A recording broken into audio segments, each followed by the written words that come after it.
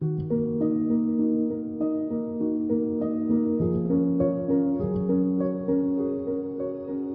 achievements of past generations nurture our souls, give us a deeper understanding of history and our place in it, and help us recognize the connections that make us all human.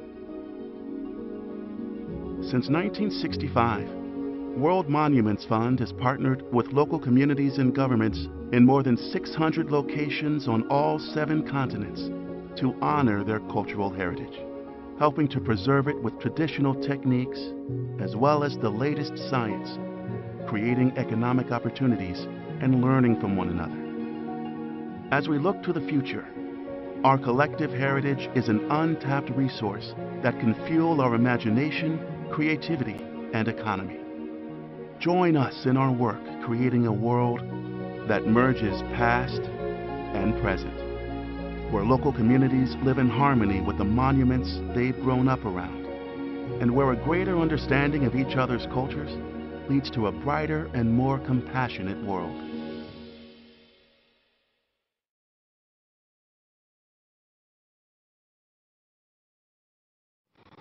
Hello and welcome wherever you are in the world. I'm Bénédicte de Montlaur and I'm the CEO of World Monuments Fund. I would have loved to welcome you for this spring spotlight on this beautiful day in New York to talk about cultural heritage. But here we are, locked at home, and I thank you for joining. I hope you and your families are doing well. I imagine your life has changed a lot. Our life at World Monuments Fund has changed a lot too. And I know my team is here watching, and I want to thank them. They are an amazing team. And we've spent the last 2 months overseeing the 62 projects we run in more than 30 countries. Since the beginning of this pandemic, our priority has been the safety of everyone involved with us. For each project, we had to make decisions regarding the continuity of protocols of preservation. We worked with local government to ensure the safety of the sites. We paused the majority of our projects while continuing to support our workers and our partners. As you can imagine, this has involved a lot of unexpected costs, and this is why we created the World Monuments Relief Fund. Our goal here is to continue to support our team so that we can go back on site as soon as it is safe to do so, to continue finding innovative solutions to integrate cultural heritage in the present, to create opportunities around it, and to carrying it into the future. So today, I want to thank all of those who contributed already to that fund. First of all, the chairs of this event, Bernard and Lisa Sells, as well as Lorna and Eddie Goodman, but also our very generous benefit committee, our trustees, and all of you who joined us and who discovered us online or through our projects. Today, we're going to talk about cultural heritage and how this pandemic has impacted it. We are also going to talk about the role that historic sites and the people who work around them can play in the months and years to come. I'm very honored to be joined by 3 extraordinary speakers, 3 people with incredible knowledge and complementary perspectives. So first of all, joining us from Karachi is Yasmeen Lari. Yasmeen is the first female architect of Pakistan. She has designed many landmark commercial buildings in that country. She is also the CEO and co-founder of the Heritage Foundation of Pakistan and a Jane Drew and Fukuoka Prize laureate. She has conserved several 15th and 17th century historic monuments at Makli World Heritage Site. She has also founded Barefoot Social Architecture, a mechanism for providing social and ecological justice to marginalized communities. Joining us from New York, in fact, just a block from me, is Barry Bergdoll. Barry is the Mayer Shapiro Professor of Art History and Archaeology at Columbia University. And from 2007 to 2013, he was the Chief Curator of Architecture and Design at the Museum of Modern Art. We are also privileged to count him as the chair of the Modernism Prize. Finally, joining us from London is Tristram Hunt. Tristram is the current director of the Victoria and Albert Museum. And prior to joining the V&A, Tristram Hunt was Member of Parliament and Shadow Secretary of Education. He has a PhD from the University of Cambridge, and he is the author of several books, including 10 cities that made an empire. So I'm sure you want to engage with the speakers. So we will take some questions from the audience at the end of this conversation, and you can start typing those questions in the box at the bottom of your screen. You just type it and you press send. Very easy. And without further ado, let's welcome our panelists. So hello, welcome Tristram, Barry, Yasmeen. Thank you. It's a technological adventure. Everything is working well. So I'm curious, like I'm sure you all travel a lot. So which is the site that you're dreaming of going to once travel is allowed again?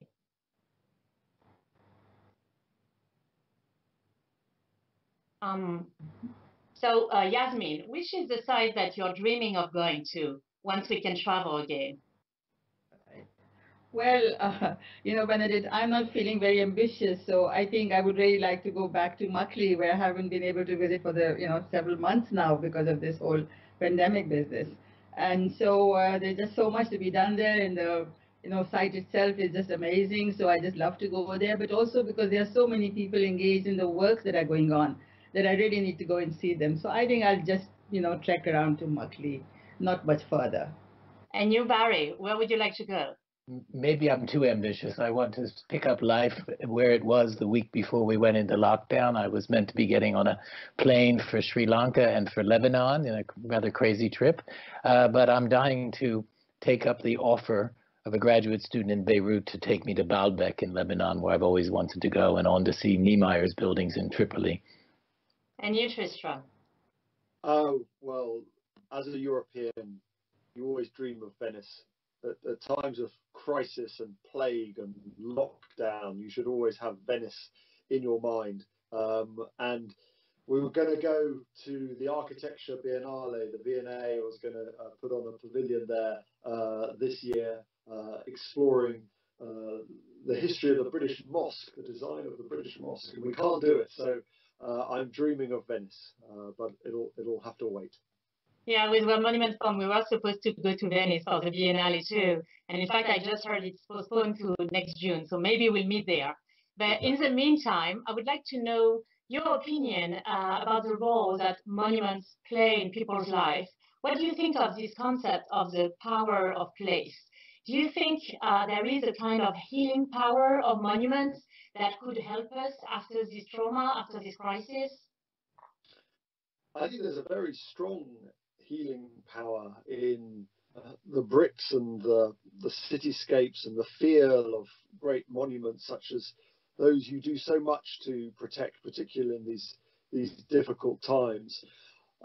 I look back to the work of John Ruskin, whether it was his thinking about the Doge's Palace in Venice or William Morris and Tewkesbury Abbey, and this sense at the period of extraordinary change in Britain, the Industrial Revolution, urbanisation, mass population growth, that there was something profoundly soul-enhancing and enriching, and from their perspective actually socialist, about the power and wonder of these objects, and connecting to the stones which in and of themselves in many ways were acts of opposition to the trauma and speed of contemporary change, was a soul enhancing moment. So I think that great works of architecture, great works of design and of planning do have this very important moment in our lives today.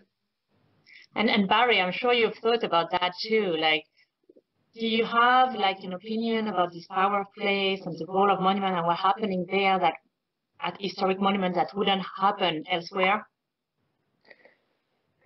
Yes, in fact, being an art historian, I can't go anywhere without images, so I actually brought some along. I don't know if now's the time you'd like to look at them together. Yes, or later on. Maybe we can talk, in fact, about this relationship, about like, I mean, at the moment, we are all thinking about how the world is going to be different after this crisis.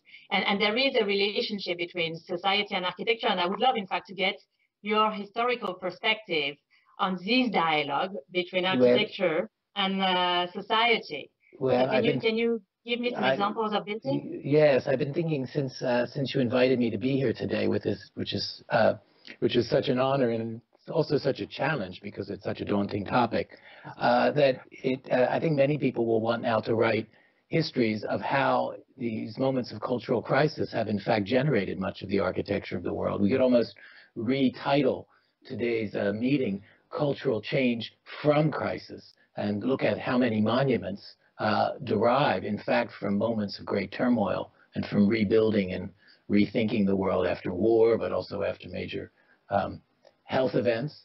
I was thinking, and I actually brought along some images of two islands that became the seeds of how great cities were changed and grew that came out of health crises. And one is that I have some images of. We've had our attention focused for the last year before we went into lockdown about the tragic fire last April at Notre Dame. And there was an absolutely wonderful program here recently on the perils of fire. Now we have the perils of health. But the Hôtel Dieu, the central hospital of Paris, which is today in the shadow of Notre Dame, is itself a monument that comes out of health crises that took place in the 18th century and the complete change in attitude about here you see it actually being projected. You see the towers of Notre Dame, but in front of it are the remnants of the Central Hospital of Paris. This was a place that when it burned in 1772 gave rise to a discussion about the relationship of health and space, health and buildings, and health and cities that completely changed the way modern cities look. You see here people crowding into wards. It was the first time that people began to realize that the spacing, this is social distancing in the 18th century, that the spacing between people had something to do with contagion and health. And in the next image that I want to show you, we have two of the most innovative and challenging designs of this hospital debate of the late 18th century. This is in the next image if it comes up, which we're going to show you two ideal projects where people tried to lay out a hospital with such a perfection of spacing between beds, between wards, between outdoor spaces and indoor spaces, that people began to think of the hospital not as a place to go to die, but as a machine for curing. And finally, all of those, there you see them just coming on the screen, two different proposals for what an ideal hospital should look like. But I also wanted to invite everyone to think about this hospital design, and we're so related to our hospitals now, even in our isolation. And indeed, Tristram spoke of Venice. The whole term of isolation and quarantine comes from Venice and the idea of being able to isolate people in order to reintegrate them in society. That will come for us. But in the third image, which I hope will pop up next, I wanted to remind everyone of how that thinking about individual buildings led to a revolution in the very way that cities were designed. So that the propositions, which I think there's a little delay here, but you'll see in a moment, an attempt to redesign the street and the way the buildings relate to the street, there you see it, itself comes from this hospital debate. So Paris as we love it, those of you who might have answered your question, maybe you would have, Bénédicte, I want to go to Paris. The Paris that we love, the Paris of boulevards, wide spaces, relationship of buildings to green spaces, this comes out of a health crisis that began in the 18th century.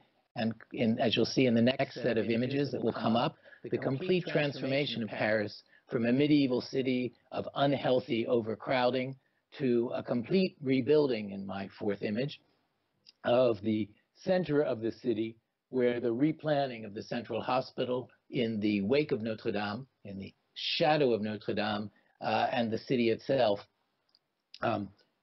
took shape together. So the cities that we long to get back to, the outdoors that we long to get back to, have been shaped progressively over centuries by health crises, by monuments that are today World Heritage that come out of responding to heritage. There you see the images of Paris, the bridge that was crowded with houses and unhealthy, and the clearing of Paris for the creation of the modern hospital that is today in transition, a monument that is very much a reflection about what its future will be. And just one last image, because I'm speaking around the block from you, but we can't sit in the same room, of thinking of New York. Of course, New York is an island, but New York has another island that has always been a laboratory for the way the city might grow and be more healthy. And in this last set of images, image number 5, I put together just some postcard views and historic views to remind us that what we today call Roosevelt Island was a laboratory for thinking in the early 20th century about the way hospital design might in fact affect New York City. So today, 14,000 people live on Roosevelt Island. It's one of the great thriving neighborhoods of New York, but its shaping too comes out of the monuments of hospitals. Maybe we'll be thinking about our historic hospitals even and their relationship differently as the world stops once a day to proclaim how much we owe to our health workers. So monuments and health crises go hand in hand, even if we're only looking at things on Instagram and on broadcast lunches. So sorry, I can never go to a lunch without images, Bénédicte. Yes. No, thank you, Barry. That's fascinating to see that, in fact, it's not only 1 or 2 buildings or 1 or 2 hospitals that are related to health. In fact, it's the whole structure of cities. Maybe I will turn to you, Yasmeen, to talk about the future. I know one of your main focuses is a revitalization of traditional techniques. And I was wondering whether you think that some of those traditional techniques that you revived at Makli, this extraordinary World Heritage Site in Pakistan, do you think some of these techniques will help us cope with today's health challenges? Oh, absolutely, Bénédicte. I think, when we, especially in Pakistan, when we talk of heritage, it's not only just monuments.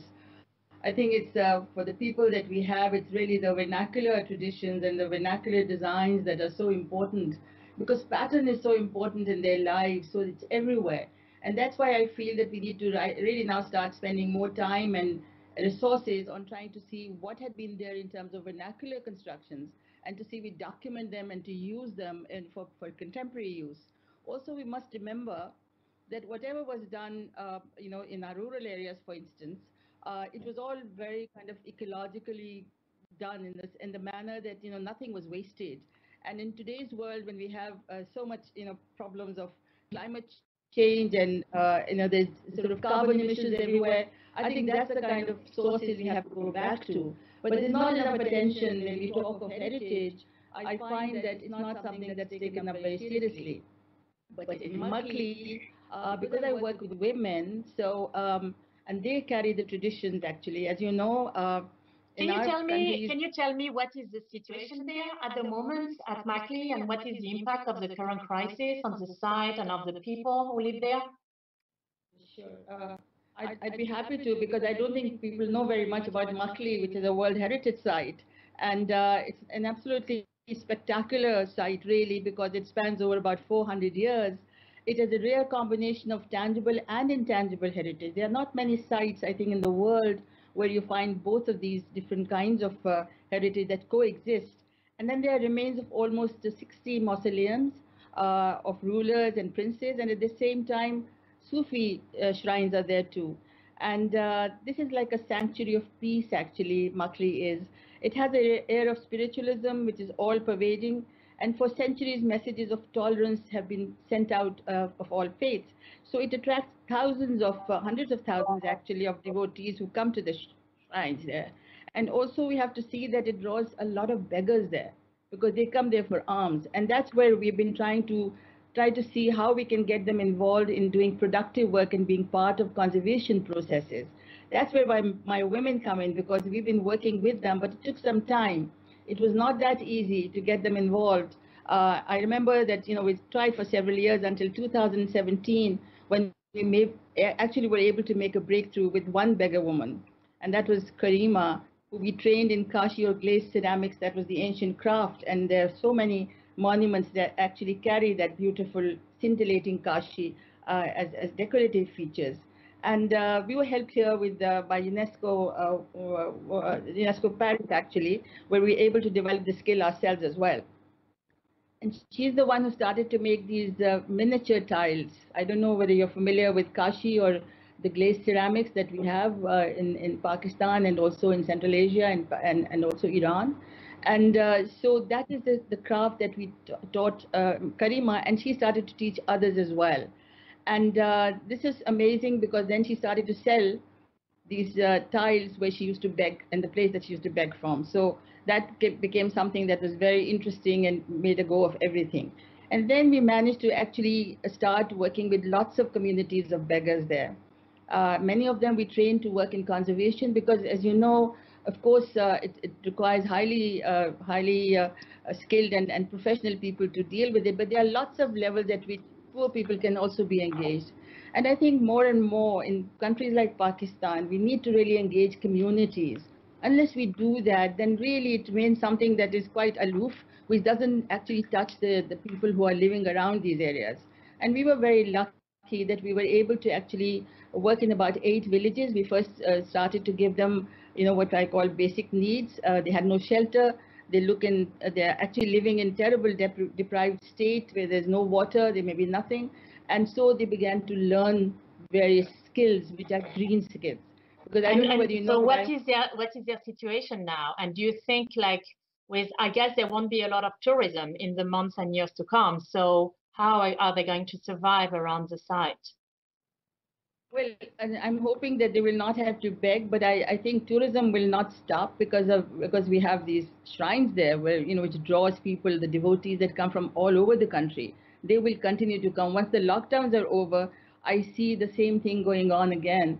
And I think there's a kind of a silver lining here for us that, we might be able to spend more time in trying to take care of our heritage much better, because more and more people will now flock towards the local sites rather than trying to go abroad. So, but these women are now doing. You mean there will be more local tourism around World Heritage sites like the one you're talking about in Makli, in Pakistan? Oh, absolutely, absolutely. Not only Makli, but many other sites as well, I think, yes. So, yeah, but the people who are there, they'll be back to work as soon as the lockdown is over. And even now, because we've trained them in so many green skills, at least 50% of them are actually able to eke out a living now by selling various products. And before the lockdown, there's something like 70% had risen above the poverty line. And that's what we need to do with people, because it's going to be terrible. I mean, the poverty levels are going to rise enormously. And countries like Pakistan will have to make sure that we use heritage for actually poverty alleviation. I think it can be done. Yeah, and that's wonderful, because I've always thought that heritage was an incredible resource that we may tap into to really deal with the economic consequences of this crisis. But for now, I'm afraid we have to travel, and even locally, to travel digitally. And Tristram, this is one of the things I wanted to ask you about digital resources. You're the director of a museum. So at the moment, with this COVID crisis, we are living increasingly digitally. Like, we connect with culture, with the news, through our computers. And I guess you, like many museums, you put a lot of digital resources online. But our work, like yours, the work of preservation, is very much anchored on the real, the material. So I know everyone says, oh, they are complementary, one feeds the other. But is that true? And is, like, the digital experience, will it replace the physical experience in the future? I don't think anything can replace the raw sensation and joy of seeing material culture or an artifact or a world monument building for yourself. I think there's something very visceral about the aura of the original. But what we do know is that the more we put online, the more people come through our doors. So if we foreground a particular object, we're going to see more and more people wanting to see that for themselves. So there is this complementarity between the digital and the authentic. I think we're going to live in difficult times with this COVID-19 for a couple of years. So I think there will be more digital collateral put online by museums and cultural organizations. We have incredible capacity now with VR for a realization of whether it's Tutankhamun's tombs, or whether it's Angkor Wat, or whether it's some of the great monuments of the world, to see those from your living room. And I think the more people who understand the wonder of these sites and are interested in their preservation through digital access is a good thing. I think we can also talk to supporters and members and donors much more effectively through digital mechanisms. But I remain with you. The reason why I'm a museum director is because I have this deep wonder and respect for acts of human creativity.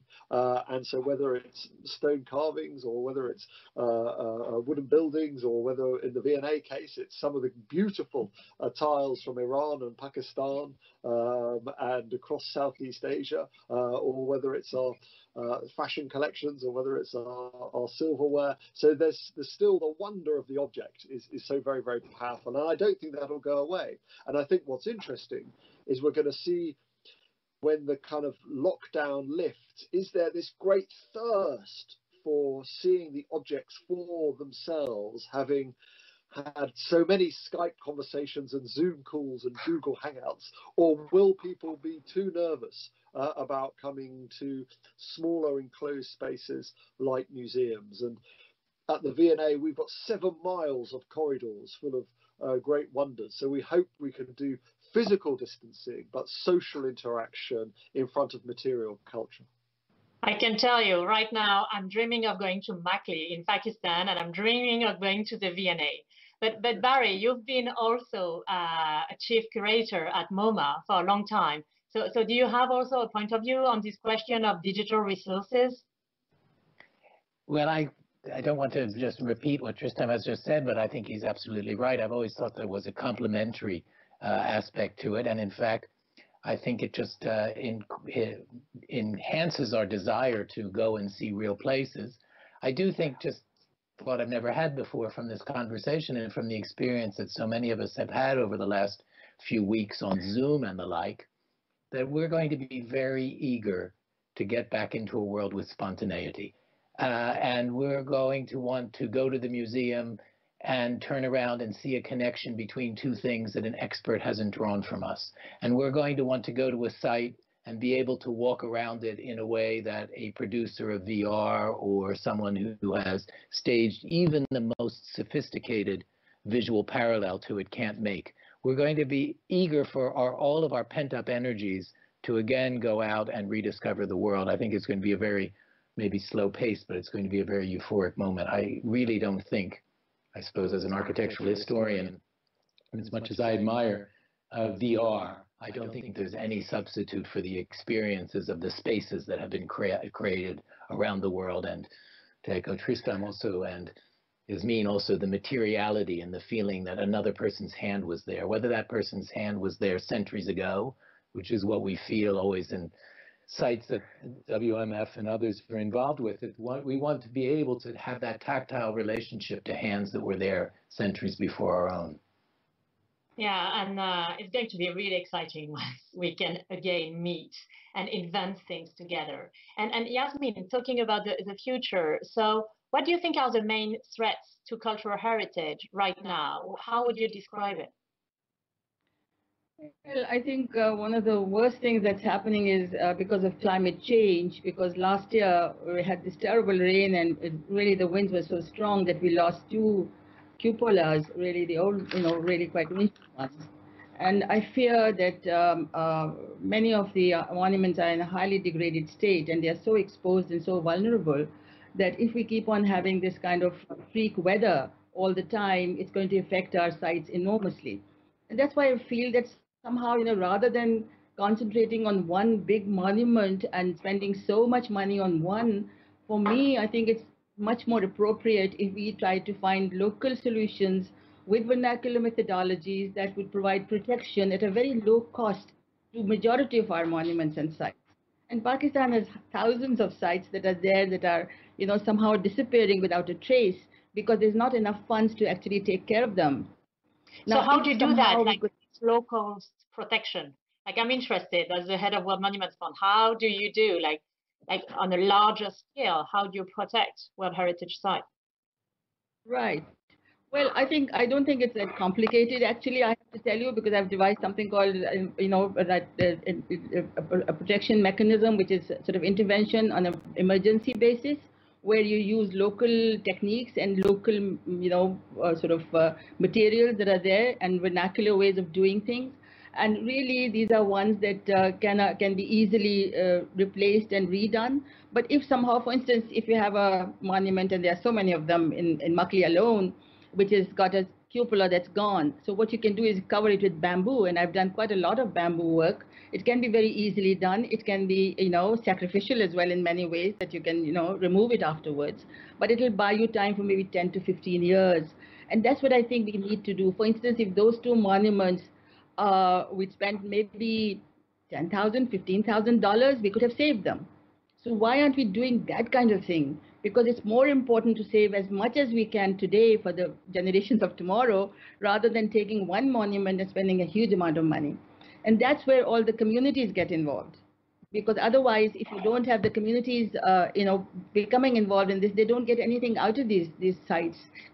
So I think more and more it is important now to involve them, give them the skills, train them, and bring them over to be able to do these very simple methods of, bamboo roof, mud brick for underpinning, lime and mud plasters for ledges and for other exposed surfaces. And you can do it at a very little cost. So I think maybe we should shift the way that we are looking at monuments and conserving them. I'd like to see that happen. It's really interesting to see this nexus between cultural heritage and climate change, because on the one hand, climate change, like cultural heritage, is really impacted by climate change. Many sites, especially the ones that are close by the sea, are affected by climate change. And on the other hand, in some ways, cultural heritage can bring solutions, because we can see that many traditional techniques we are working on the site, for instance, in India, where there are some traditional water management techniques that could be really helpful if we revitalize them. And I don't know, like Barry, do you have a point of view on that? Like, do you think there are some traditional techniques that will be revived, and did it happen through history? Are we going to build differently? Well, I think even before this health crisis, the climate change crisis that Yasmeen has been speaking about so pertinently is one that is making many, many people look back to vernacular architecture for lessons. I think there's a stop and start history of modernity throwing all of its belief in the capacity of technology to invent a completely new world in which everything traditional is no longer relevant, and then rediscovering what has been lost and looking back to the vernacular for new lessons. It's happened in moments of feeling detached from a culture and wanting to reconnect. And I think in the last decade or so, we've been learning a lot from vernacular buildings about how to live responsibly environmentally. And so there's a huge amount to be learned from vernacular buildings. So also preserving them just to have those lessons. And not only the handicraft, but all of the sort of unwritten know-how about ventilation, about materials that conserve energy and the like, are lessons from the vernacular that the highly advanced technological world is now going to be compelled to pay attention to. Yeah, and that's going to be fascinating. Oh, yeah, Yasmeen, please. Barry, in Pakistan and the subcontinent, I'm sure in many other countries, there are these old medieval towns which have all kinds of techniques of, how do you live without any mechanical means? For instance, the wind catchers in Tata, very close to Makli, or where Makli actually is, that was amazing. You did not need any electricity to bring the cool air down the chutes, and it's in Iran as well, and so many other countries. And similarly, the way the Mughals used water, for instance, the paradisal gardens of Lahore, for instance, or the Sheesh Mahal in Lahore Fort, the World Heritage Site, where water cooling actually, was used pretty effectively for the rooms and so on. So there are so many techniques we can learn from, old ways of doing things. We should not really throw them out of the window. We should be learning from them, because we have the energy crisis, we have the carbon crisis, and we have the climate change crisis. So we need to be really thinking about these issues and not just, move on. And also, now that we have the pandemic, let's look at our cities. How do we de-densify them? I mean, why do we have all these, enormous concrete and steel towers? Would we need them later on? I mean, there's lot of work to be done now in terms of for architects and for other professionals who are engaged with the built environment. And we have to be looking at our old solutions to really bring about eco-urbanism in some way, which will be good, I think, and bring about a lot of humanism in the cities. So let's be looking carefully now. Yeah, and I'm really happy to hear you, because it's true, like cultural heritage is so important at the moment, in fact, to deal with this crisis, because we have so much thinking to do. And I'm interested, Tristram, because you're the head of a museum. And I guess like me, you heard many times at the beginning of this crisis that, well, culture is important, but it's not the priority, because hospital and healthcare is a priority. And of course, like we need to support hospital healthcare workers. They are doing such a fantastic job at the moment. But can you imagine, like, if we get out of this crisis with only half of our cultural institutions left? So how do you address this question of, you know, the importance of culture during times of crisis like this one? Is it secondary or is it a priority? I think in the first instance, there's a hierarchy of need, and one immediately understands that ventilators are needed in hospitals and protective equipment are needed in care homes, and support for nurses and medical workers are there. And that's the first kind of response.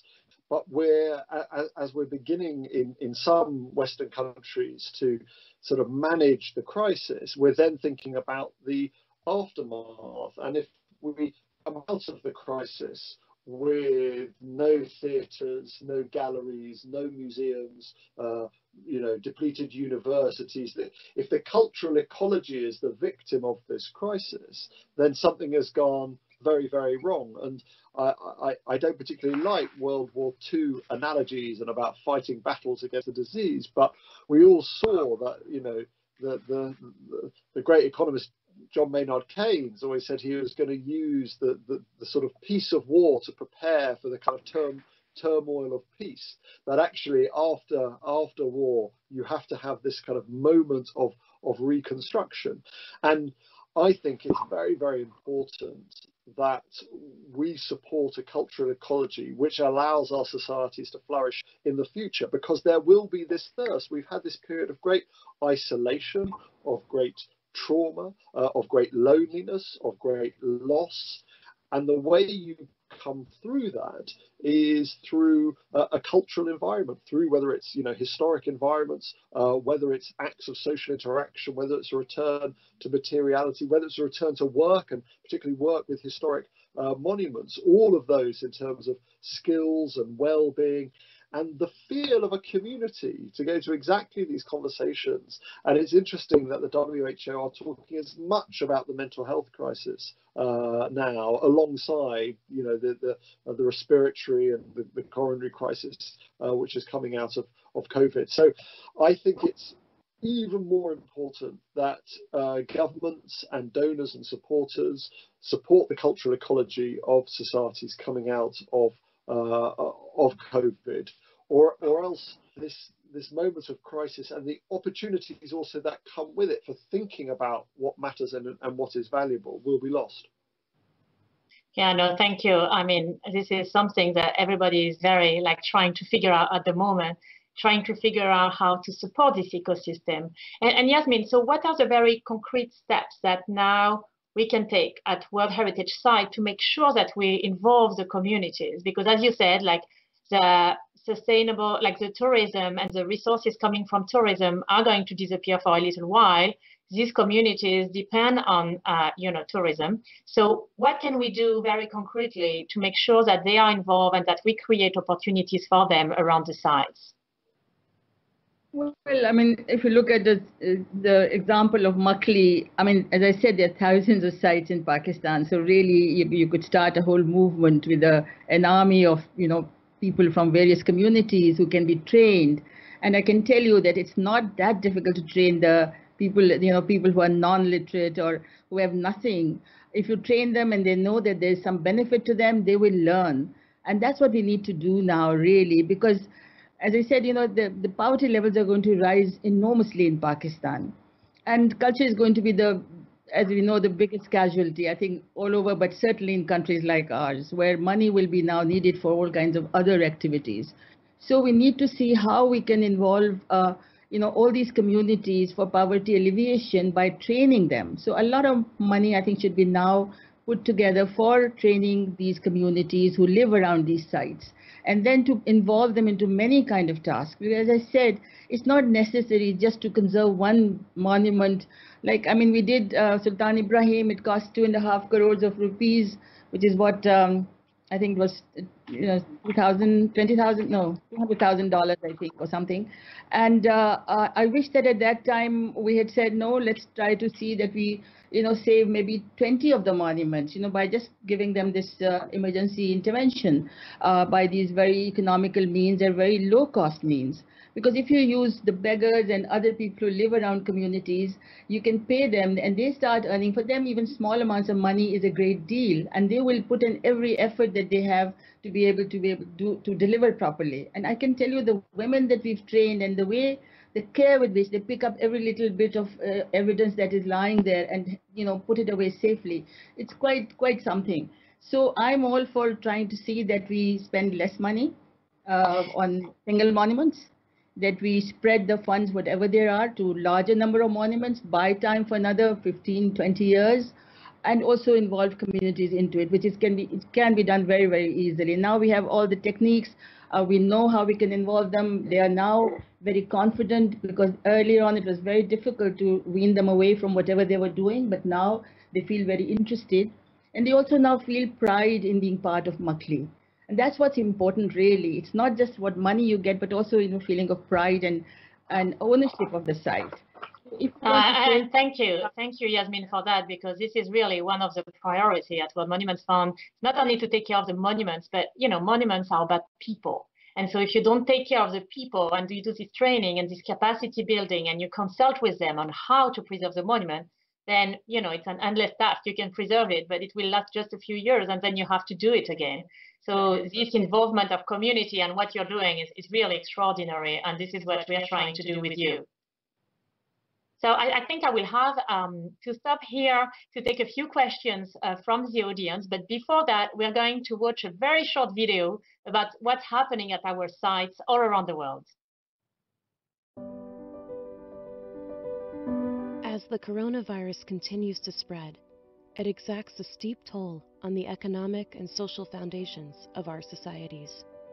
Our cultural heritage and the people who strive to preserve and protect it are not exempt. Across the globe, preservation workers now find themselves without work, and the world's most treasured sites are without their most loyal stewards. At World Monuments Fund, the safety of our partners is our top priority. We've ensured that our teams have the resources to protect their health, continue remote planning wherever possible, and return to site work when safe. Around the world, every location and every team has a unique set of needs in this urgent time. In Hyderabad, India, 62 technicians are finally returning safely to their homes and families after being stranded on site for more than a month, thanks to the tireless work of our teams on the ground. At Erbil Citadel in Iraq, World Monuments Fund has a team of 41 people, including Kurds, Syrian refugees, and other internally displaced groups. Through our work together, they find stability and support their families while contributing to the local economy.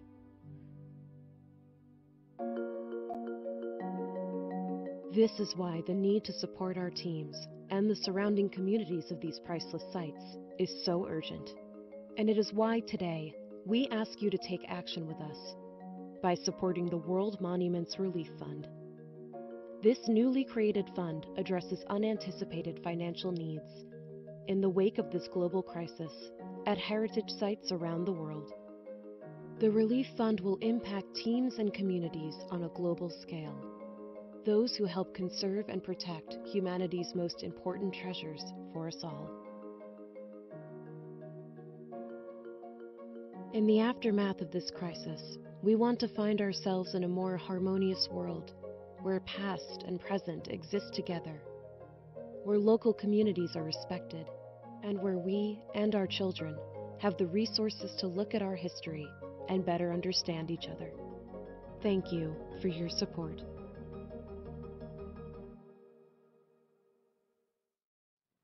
So as you can see, we are really focused on the future and how we can rethink things. And I have many great questions coming from the audience about this, how we will do things differently. So first of all, here is a question. How does the pandemic change tourism at heritage sites?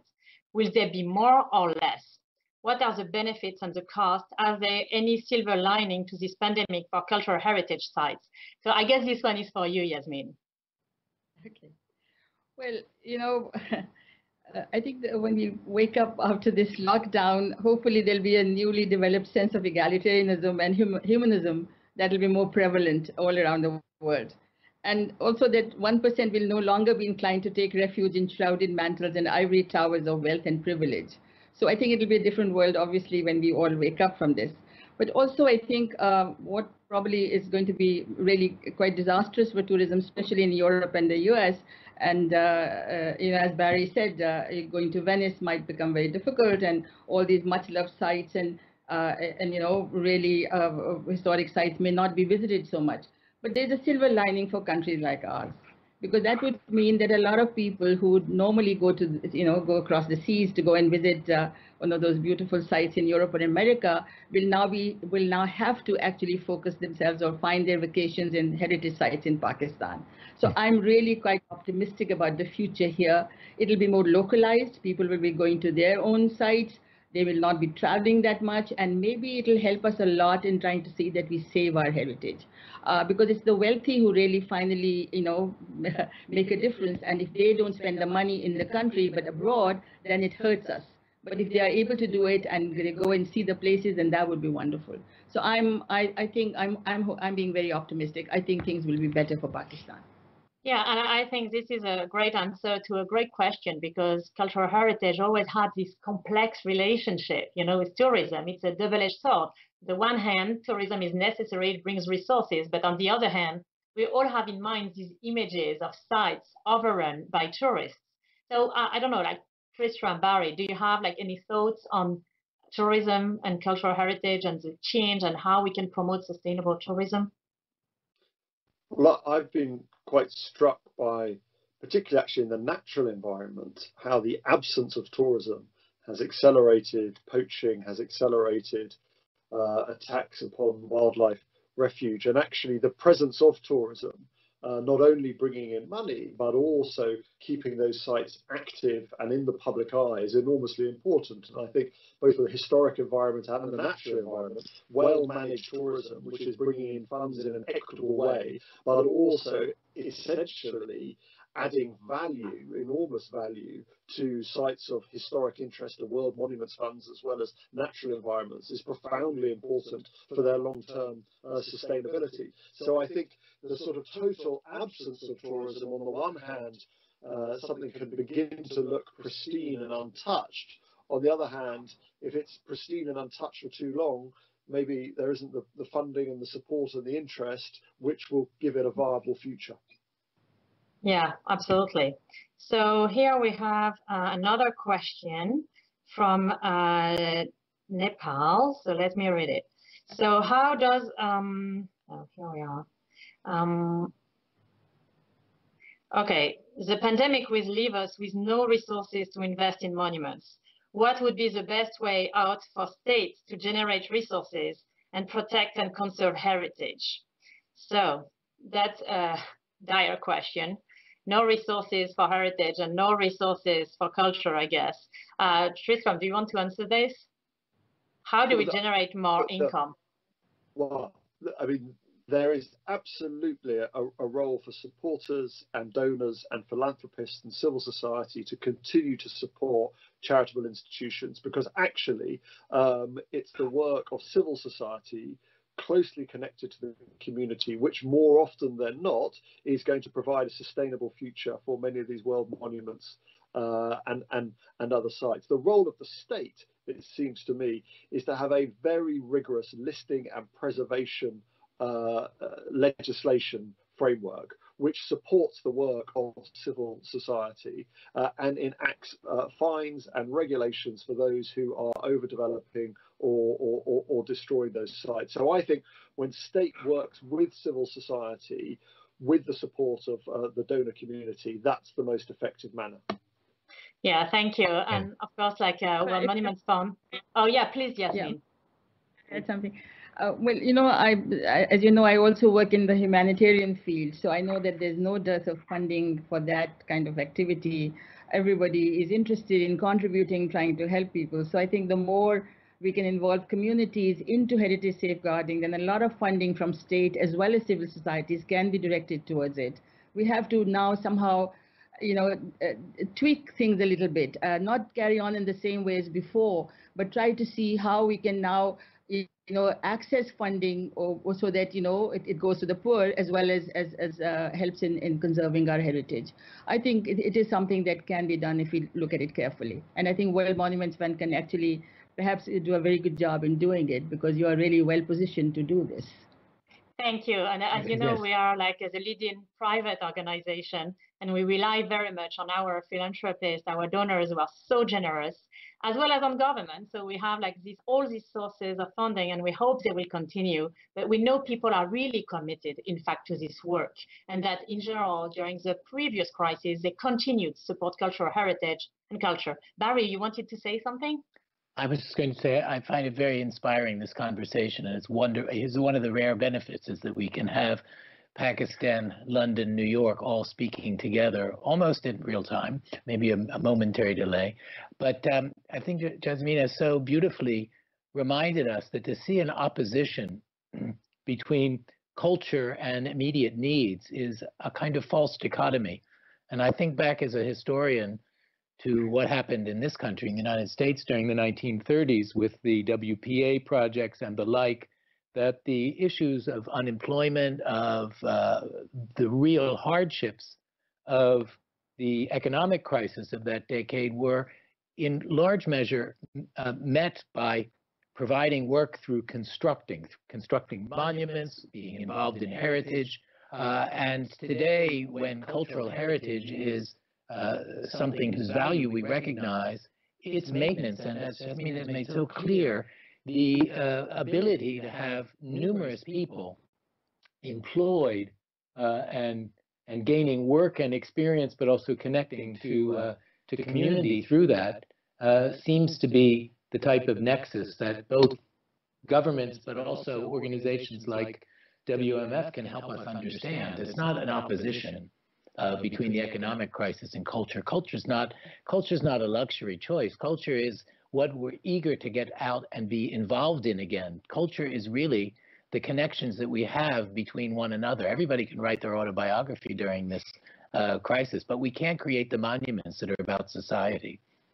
Thank you, Barry. That was very eloquent. And I have a question, this question from Nepal. People there say, we are from Nepal working for preservation of Khiva, you know, this magnificent site in the Kathmandu Valley. Currently, due to this pandemic, everything is at a standstill. So now restoration work has become even more challenging during this lockdown.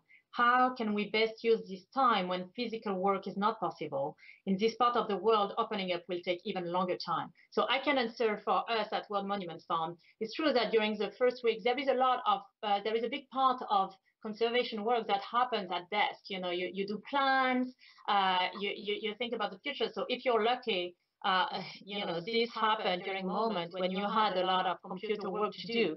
But it's true that after a while, you need to be on site. It's a physical work.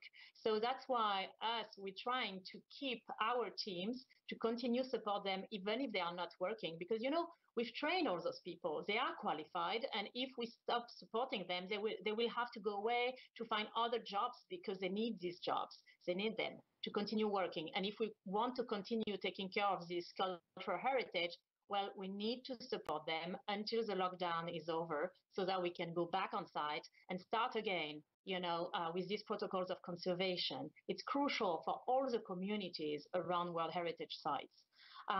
So I think we have to stop here, but I really, really wanted to thank you, Yasmeen, Tristram, and Barry, to have accepted to join us in this digital broadcasting adventure. It has been really enlightening. So thank you so much. And thank you for joining.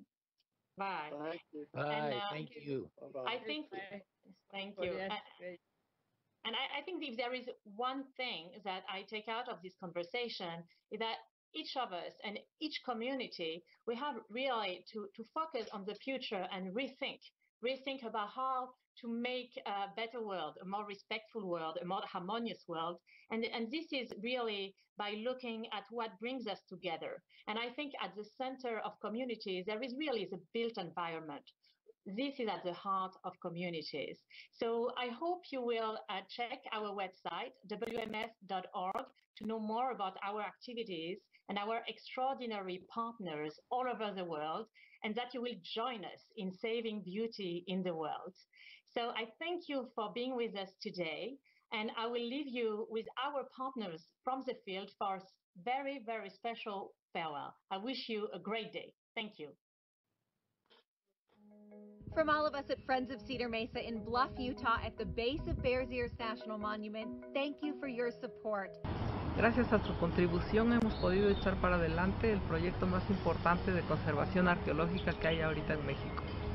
The money we give, we don't take them for preserve this fort and for train with local workmen how to do preservation work.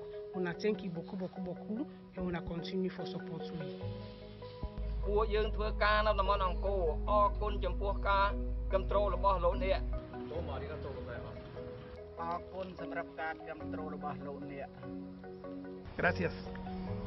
ขอบคุณท่านที่เมตตานำเงินเข้ามาช่วยเหลือโบราณสถานของเราไว้ให้ลูกหลานได้ดูกันทุกคนขอบคุณครับ